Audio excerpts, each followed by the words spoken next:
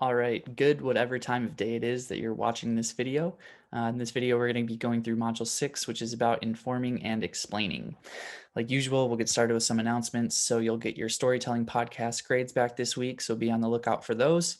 Also, make sure that you're reading or my comments on your informative speech topics.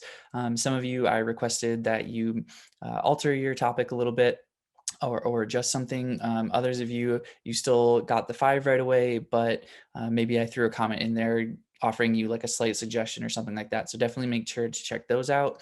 Let me know if you have any questions regarding the informative speech, whether it's about your topic, whether it's about the process of constructing the speech, something you don't understand from the assignment description, whatever it might be. I'm happy to help out. So just definitely let me know. You can either come to my drop-in hours or shoot me an email. So, chapter 6, we're talking about informing and explaining. So, what's the difference between informing and explaining? Well, an easy way to remember it is that inform means to instruct and explain means to make plain. So, basically, when you are instructing someone, you are teaching them something that they do not already know.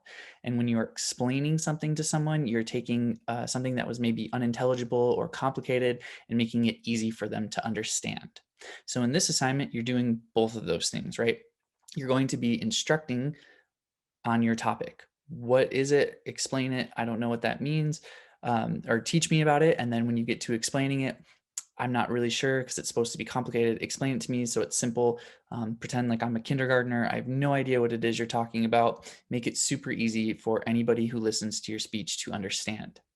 So especially if you maybe are talking about something from the medical field and you have these really complicated, medical vocabulary words that you're using, put that in plain language. What does that mean? What body part is that? Things like that. Doesn't matter what topic it is. Everybody's going to have something that might be a little bit more complicated in their field, especially when it comes to words. So using more plain language is going to be super helpful with you clearly articulating what it is you're talking about. So you've got 3 types of informative speeches. You can either do explaining a process, an object, or a concept. Either of those 3 things work for this speech. And so some goals and strategies on how we can, kind of do what I was just talking about, making things simple for our audience to understand. 2 really easy things that we can start off with are just building off of what your audience already knows. I mean, more or less everyone that listens to your speech is going to have a basic idea of what you're talking about. So start with that and then build from there.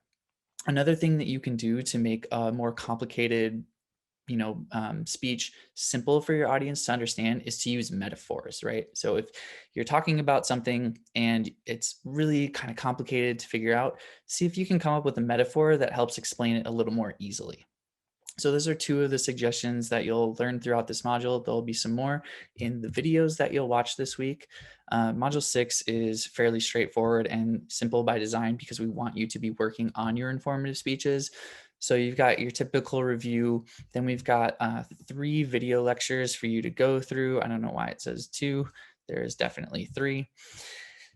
Then you can watch those. You've got your Module 6 quiz.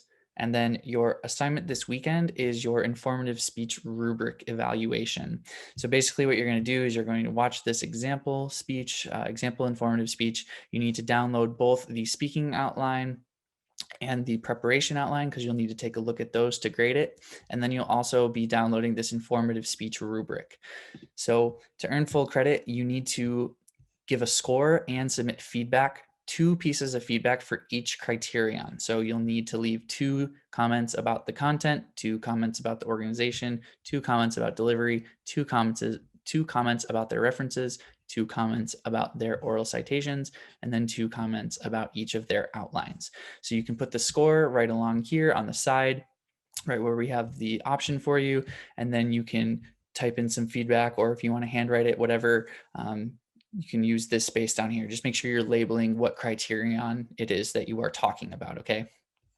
Also, if you do not leave like thorough, comprehensive feedback, you'll get deducted some points for this. So what the point of this assignment is to get you really thinking about what you should include in your speech to get the best score possible, okay? Make sure this one is a docx, PDF. This one can be a picture. If you like print it out, hand wrote it, take a picture of it and upload that, that's totally fine with me, because this one does not need to go through Turnitin. So get that done by Sunday night, get your Module 6 quiz done by Wednesday night, and let me know if you have any questions. So like I said, pretty simple, straightforward, easy module for us to go through this week. For this week's go around question, if you want to comment at the bottom of this post, what's your best go to karaoke song? So when I lived in South Korea really likes doing like karaoke and like singing rooms and stuff. And so my boss, like the principal at the school I taught at, he would always drag me to the noraebangs, to the singing rooms, and he would always make me sing. And I absolutely hate singing. I think I have one of the worst singing voices I've ever heard. So I would always go to and sing the song Semi Charmed Life by Third Eye Blind. For some reason, that one was kind of like more in my vocal range and I knew all the words to it easily. And also my boss really hated it. So I would always sing that song, because then if I only sang that song, I would hope that he would stop bringing me to the singing rooms. So what about you? You can leave your comment at the bottom of this video. Let me know what you like to sing. And then of course, what's due after we leave. Well, I guess oh no, why does that say module 7? Module 6 quiz. Module 6 quiz is due Wednesday. And then the informative speech rubric evaluation is due Sunday. Okay. Again, module 6. Sorry, I don't know why I type 7, brain fart. But anyway, hope you all have a great week, and let me know if you have any questions. See y'all next week.